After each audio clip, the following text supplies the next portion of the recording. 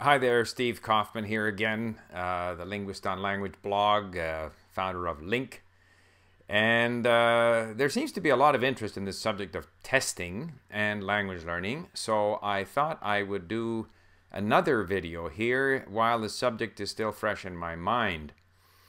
And I've sort of gave it some more thought. You know, one thing that we do like to do as humans in all fields of endeavor is we do like to measure our achievements. We do like to, in a sense, test ourselves.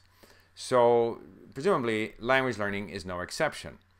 I mean, if we play tennis, we like to see how well we do. We compete against other tennis players. In golf, we keep score. So yeah, we would like to keep score in our language learning. So I kind of thought it through, and I suggest that there are three types of language testing or language measurement that matter. The first and the most important is how we measure our own achievements. This is the most important for the simple reason that language learning is all about ourselves. I mean, we learn the language primarily for ourselves. It's our own activity. It's something that we do for ourselves. It's quite different from, I think it was Reinecke, who one of a frequent and very welcome commenter at my blog, was saying, well, you know, we have to measure things like we have driving tests. Yeah, we have driving tests because we can't have people on the road who can't drive. Driving is not a subjective, something that you just do for your own personal enjoyment type of activity.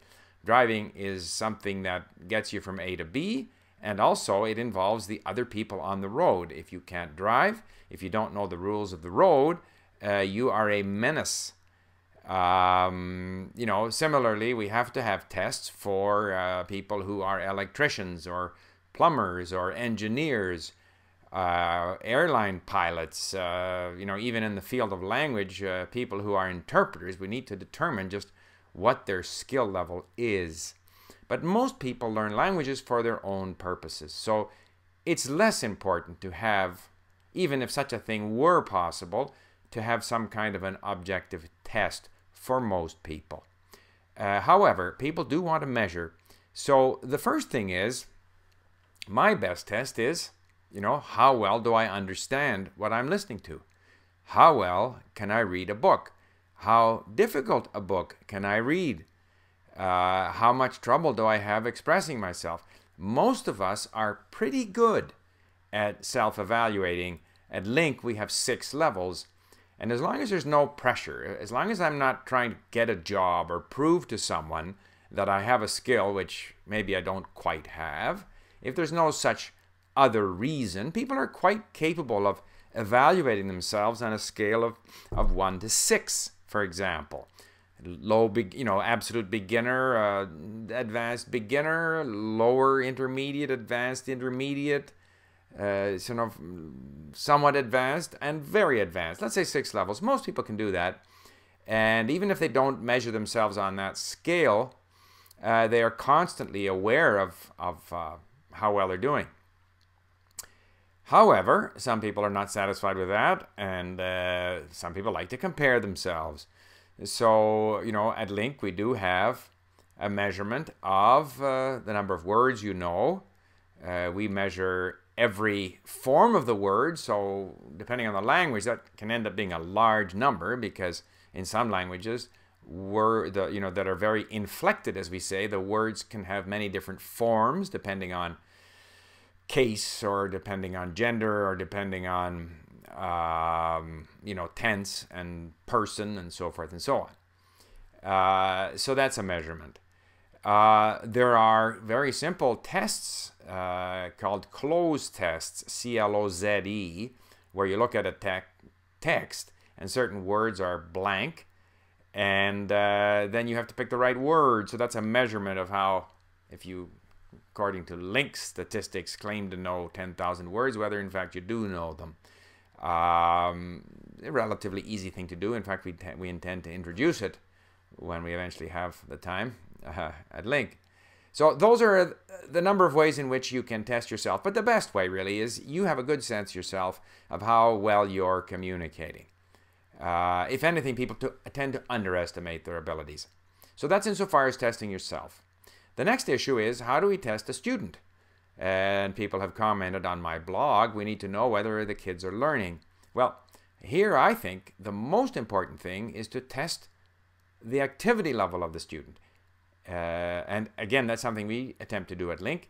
We try to measure how many hours of listening, how many words of reading, how many words of writing, how many hours of speaking, even the number of, as we call them, links, how many words and phrases have you saved to your database. You have to be reading in order to be saving those to a database. So there are a number of things that you can do, whether you're at a community like LINC, which is on the internet, where we have ways of measuring certain things, or in a classroom. How many books have the kids read? What stories have they listened to? If you're asking them to bring in their favorite words and phrases, which I suggest as an activity for the classroom, then are they bringing in these words and phrases? You can also discuss with them what they have read or claim to have read and claim to have listened to. So there are ways of measuring the amount of activity that kids are into without actually testing them. It's not a comprehension test on whether you understood the book. It's merely a discussion about the book just to get some sense that the student has in fact read the book or listened to the book. Or, you know, if they have to bring in lists of words and phrases that they liked or want to learn, these are all indications that they are active. And so I think that the most important thing in measuring the learner, rather than the learner measuring themselves, is to measure the degree to which they're active. How much time are they spending with the language? Of course, we have other ways of testing their ability. I mean, at some point, although not for the first few years, they will write and you will correct their writing. You will speak, if you're a teacher, you will have an opportunity to speak to them or they will speak to others. So you have a number of more informal ways of measuring their familiarity and comfort level in the language. But you needn't give them an 8 out of 10 and mark them down on the use of the subjunctive, for example. Finally, the issue is, how do we test or measure the school or the teacher, the person who's supposed to be teaching these kids? One of the justifications for testing is that it's also a test of how effective the school is, or the teacher, or the program. Well, my comment here is that our schools are full of tests, and yet the ultimate test is that a very high percentage of kids graduate not being able to use the language. That's a pretty strong condemnation of the school. Now, how, if you introduced a new approach, how would you measure its effectiveness? I think that judging how well someone uses the language is not so difficult.